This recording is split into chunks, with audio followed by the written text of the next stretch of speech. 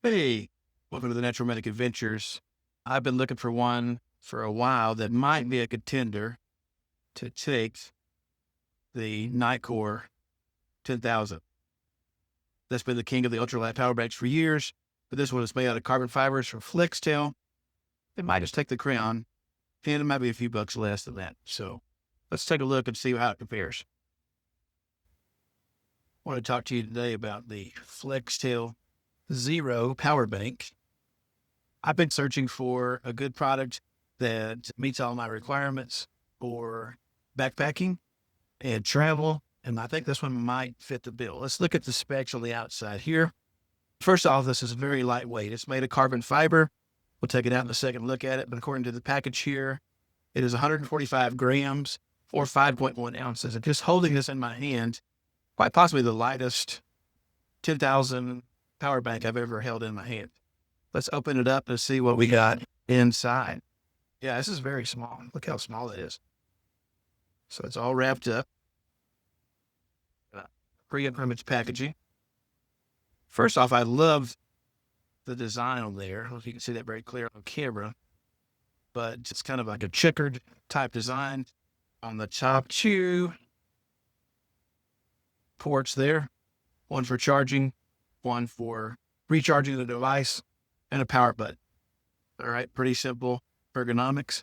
Because it's carbon fiber, it is IPX4. It's resistant because of the durability of the case to drops and things like that. Makes it ideal for outdoor adventures, travel, etc.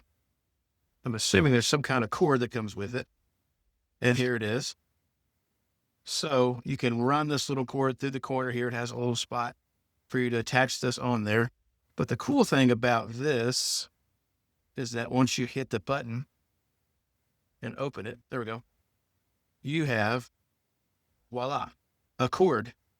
And a lot of times I lose my cord. And so it's nice to have this handy attached to a lanyard. I haven't attached it yet, but pretty easy to do. All right, I fixed it. So now you have a cord attached via lanyard to your device to charge it. Let's turn it on and see how it works.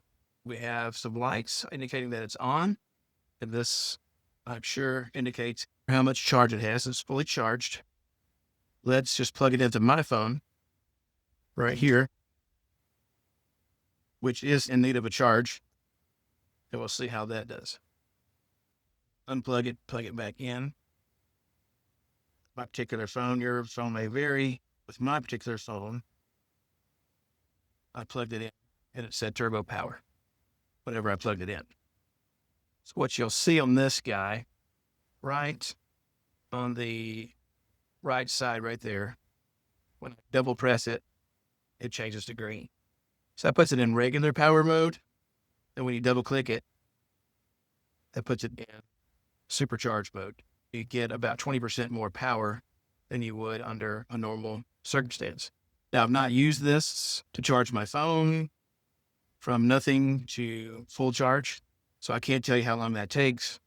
I can't tell you how many charges you can get out of this thing, but according to what it says on the site, it will deliver 22.5 watts to quickly charge your devices, which outperforms many other devices out there.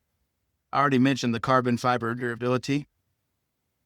So that's going to not only provide drop protection, it's also going to make it where it's capable to be used at 10 degrees Celsius, which is below freezing.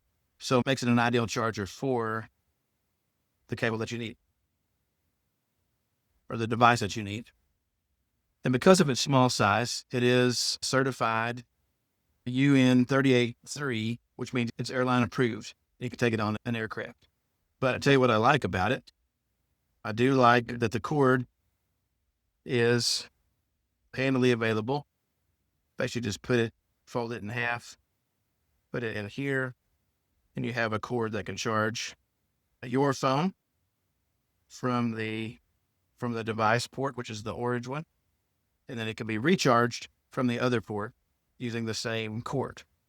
It's a USB-C cord. I can't believe how lightweight this is. So There's a lot of other ones out there that are similar in comparison, but I think this one is a good one to pick up if you're in the need of a good outdoor or travel related or both power bank to take with you on your adventures outdoors.